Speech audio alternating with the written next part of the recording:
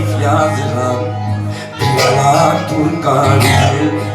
Yüzünü kıyım bağla, anne karnı huzurum, çocukluğumun sesi senden bana. Şimdi zamanı sığır, şımartılmamış aşkın sessizliğini yakın. Kim bilir kaç yüzyıldır sarılmamış kollarım, sisli kirpiklerin ve gözlerin yağmuru. Yorulmuşsun, hakkını almışım. Elfida, bir belalı başımsın. Elfida, beni fark etmez sakın. Omuzumda izi bırakma, yüküm dünyaya yakın. Elfida, hep aklımda kalacak. Elfida, sen eski bir şarkısın.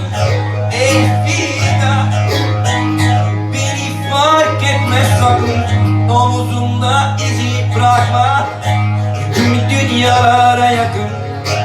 Elfida, hep aklımda kalacak kızım.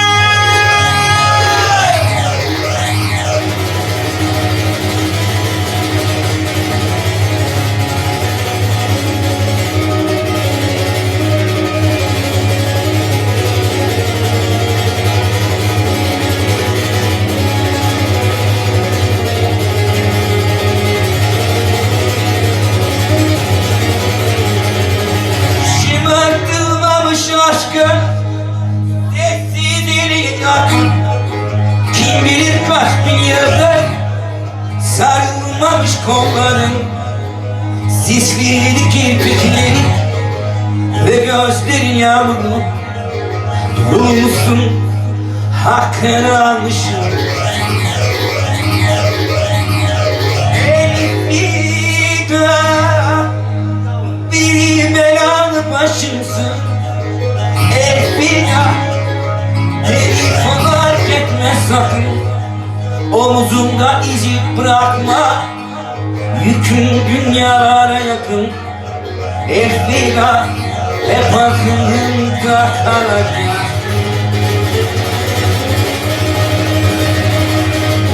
Elfida, sen eski bir şarkısın. Elfida, beni fark etmez sakın. Omzumda izi bırakma, yüküm dünyalara yakın. Elfida, hep aklımda, yüreğimde kal, yükselince